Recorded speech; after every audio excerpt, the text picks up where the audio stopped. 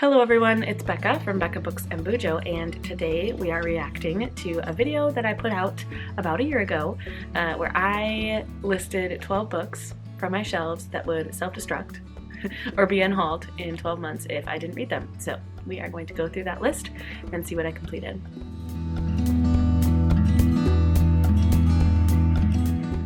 I've been saving this video on my computer for far too long, and so I am excited to be getting to it and finally going to delete it once it's done. But let's bring it up here. I don't know if I'm going to put it small on the screen or how it's going to work, but here we go. So I am just going to share the book with you and tell you a little synopsis of them, if there is a synopsis of them, because this first one that I have is the oldest copy I've ever seen of Catch-22 by Joseph Heller. Okay. The first book on the list is a loser. I did not get to Catch-22 by Joseph Heller, which I'm okay with. This book is available widely at the library, on Everand. Is that what it's called now? Not Scribd, but Everand. And I also just recently saw a better copy, that blue one that I like better than this old copy for $1.50. So I'm okay with unhauling this. In the future, I definitely would still like to read it, but it won't be this copy because I'm going to get rid of it. So, darn. 0 for 12 so far, but I think I did better on the rest. Let's check it out. All right, the next one is also a classic on my shelves. It is The Bridges of Madison County by Robert James Waller. I read it, and I think I gave it 4 stars. It was very unexpected, a really great romance that I couldn't put down.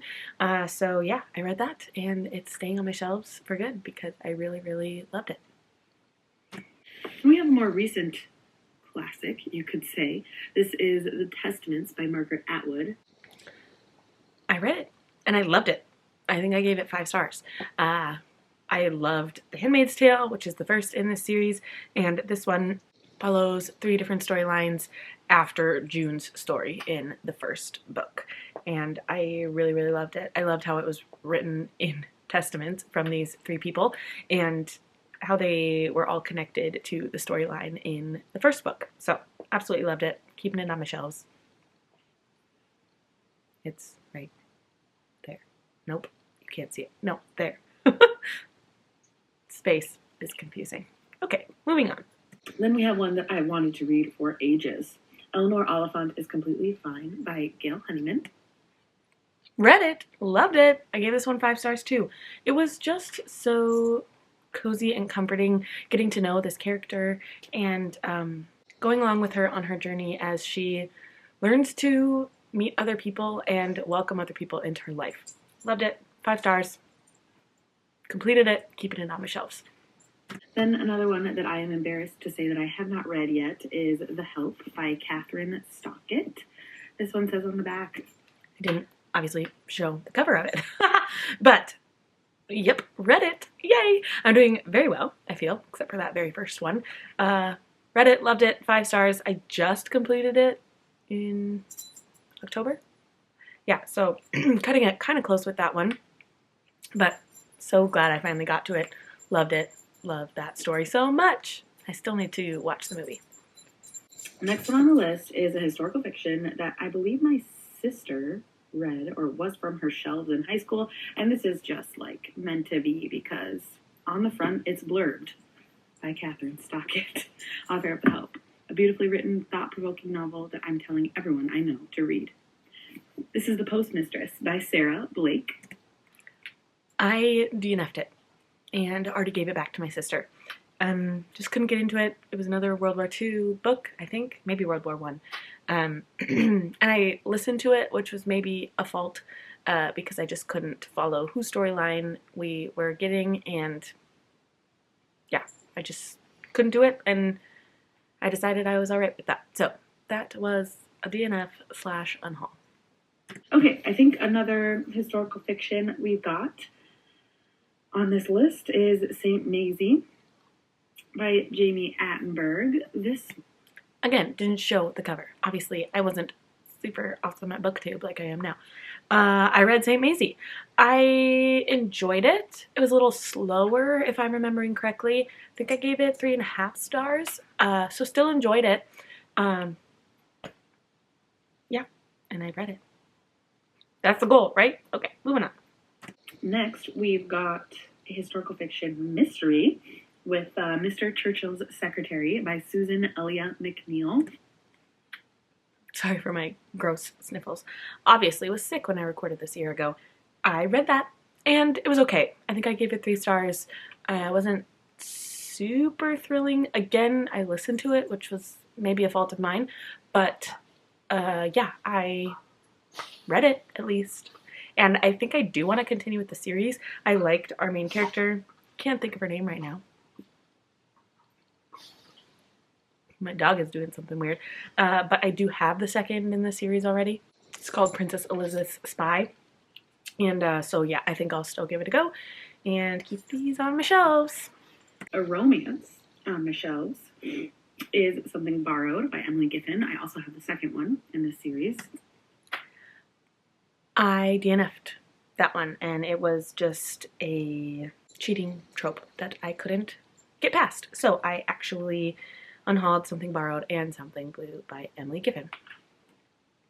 All right, we've done 9. We've got 3 left. The next one on my shelves is Peace Like a River by Leif Enger. And this one... Didn't show the cover again. Amateur. Peace Like a River. I did read. This one, I loved the last, 10% of it, and the last 10% made me want to go back and reread the whole book again, just because I loved what it had to say about faith and what happens to you after you die. So, I read it. I think I only gave it 3 stars, but I definitely kept it on my shelves and possibly want to reread it with the lens of what I know that happened in the last 10%, if that makes sense. So, then one that maybe I bought at the same time as St. Maisie. I don't know. I just distinctly remember buying it from Barnes & Noble with a stack of other books. This is The Goldfinch by Donna Tartt. I just read it and I loved it. I don't know if I've given my full review anywhere on here. Maybe I did in one of my vlogs, but I loved it. I loved it. It was slow, so slow paced, and usually I can't handle that, but for some reason I loved it so much. I think it's because of how well we got to know the main character, Theo Decker, and his relationship with this piece of artwork. So yeah, finished it just in the nick of time, literally on November 12th or something. So okay, the last one on my shelves that I see at basically every library book sale ever, and multiple copies of it at that, is Cold Mountain, a novel by Charles Fraser. I DNF'd it. Again, it was another case of me listening to it and couldn't get into it. It was when I had COVID very recently and couldn't be bothered to keep reading it. So, I DNF'd it and will get rid of it. So, I think I said that was all 12. Let's do a quick tally of what I read, what I DNF'd, and what I just didn't get to. Okay, my math worked. There were 8 out of the 12 that I read and completed and kept all of them. 3 I DNF'd and got rid of already, and 1 Catch-22 I didn't get to and will be unhauling it. It will self-destruct because I didn't get to it in these 12 months. Now for the most exciting part. I'm going to give you 12 new books that will self-destruct in 12 months if I don't get to them. Let's jump into them. Okay, so how I chose these 12 this time around, I kind of went to every genre, which is pretty much every shelf on my shelves, and picked one book. So we have a very wide variety here, and I'll just quickly explain them and why I chose them. So the first is The Bourne Identity by Robert Ludlum. This is the first in the Bourne trilogy, and this is a book my sister gave me. She actually gave me all 3 in the trilogy. She gave me many years ago for Christmas, and I have never gotten to them. So this is going to be the push to make me get to them, see if I like them, and keep the series on my shelves. So I'm not going to go through and read the synopses like I did in my previous video. If you want to know them, you can look them up. The next one was on my book of the month shelf. I have a whole shelf of all my book of the months, and this was my oldest one, and I thought that was fitting. So this is from December 2020. This Close to Okay by Lisa Cross Smith. Speaks for itself. It is the oldest book of the month I have from 3 years ago. So I will be adding this one to the self-destruct list. The next one is romance, and this is one that my husband got me. This is called All In by Simona Arnstedt. I think it's kind of a suspenseful romance. Trust is the most precious commodity of all. I think at the point that my husband got me this book, I was really interested in a podcast that Book Riot put out where they listed new releases, and he must have listened to one of the episodes and found this one.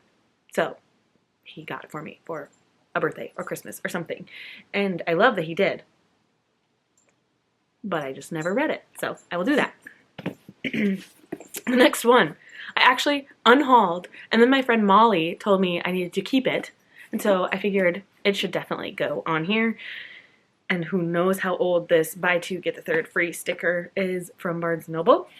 But that's The Aviator's Wife by Melanie Benjamin. I think I've had it for 10 plus years, so definitely fitting to go on this list. Next, I think, is like sci-fi slash dystopian. That is Lexicon by Max Berry.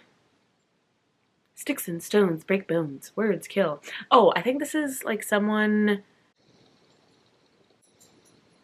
Oh, I think... yeah, it's definitely like post-apocalyptic or dystopian, where the government has taken words away from people, and someone who studies words knows a word that they want back. I said I wasn't going to do synopses.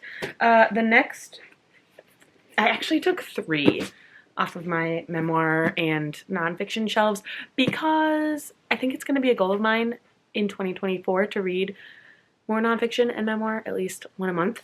And so I took 3 off of that shelf. So the first is Pre-Statty by Patricia Lockwood. I got this book, I think, at Powell's in Portland, Oregon, when I was out west visiting my brother. And this one, I think I had heard on that same podcast. Yeah, I think this came out in 2017, so like 6 years ago, and it resonated with me because my dad is a pastor, and the woman who wrote this, her father, became a priest after he had a family and children and got married. So anyway, I thought that this would be a good memoir to read, one that I could maybe relate to the author a bit. The next one, is it really nonfiction? It's social science. Yeah, it's based on years of uncompromising reporting and brings us into the hearts of families around the world. So this is, oh, it's Mumbai. Okay, I'm talking too much. This is Behind the Beautiful Forevers by Catherine Boo. Has been on my shelves for as long as The Aviator's Wife and some in the previous video. I'm trying to think which ones now. St. Maisie. Can't remember the other. Anyway, so this one needs to get read. And lastly, this one's a little bit different how it came to my shelves. This is Incidents in the Life of a Slave Girl, written by herself, Harriet A. Jacobs. And I was in a class in college. It was for like kind of my English capstone, you could say. We had to take a Paideia class our first year at Luther College, and then we had to take a Paideia class in our last year. And it was our reading class, basically. And the class I took was called The Color of Change, where we read books by Black authors from slavery onward, and even before that, I think, from when Black people were taken from Africa to become slaves. So we read snippets of this book, and I think I bought it for the class and was going to return it, but then I was like, no, I really loved her writing, and so I want to read the entirety of what she has to say as her life as a slave, and why not put it on here? I've had it since 2017, so might as well. The next came from my young adult shelf, which I don't have many on my young adult that I haven't read because most of those books are from when I was a young adult, but this one I never got to. This is Every Day by David Levithan. And I think I got the book when the movie came out because I wanted to watch that movie so dang bad. And I never did. I think a man or a woman wakes up in a different body every single day, but then still finds the person that they are meant to be in love with. Cool. Next one was on my contemporary shelves. You tell me if it's kind of contemporary. I don't know. The Lovely Bones by Alice Sebold. Been on my shelves for a long, long time. Gonna read it. And then these two I kind of fit together. One I got from my classic shelves, one I got from my contemporary shelves, but they're by the same author. And I don't even know why one is in one spot and one is in the other. But on the classics shelf, I had Bel Canto by Ann Patchett. Bel Canto is its own universe, a marvel of a book. I recently read Tom Lake by Ann Patchett and loved it, and so I want to read more of her. Hence, I also put Commonwealth by Ann Patchett on here. I have thought about doing like author taste tests to see if I like an author's writing or if it's just certain stories by authors, and so I thought I could put these two in for next year to make a video. Yeah, so those are my 12. Let me know if you've read any of these 12, the new 12, or the old 12, whatever, and what you thought of them. It'd be great to have some bookish conversation with you down below in the comments. Thank you so much for watching. Like this video on your way out. Consider subscribing to my channel if you'd like to see more bookish and bullet journaling content from me, and I will see you in the next one. Bye!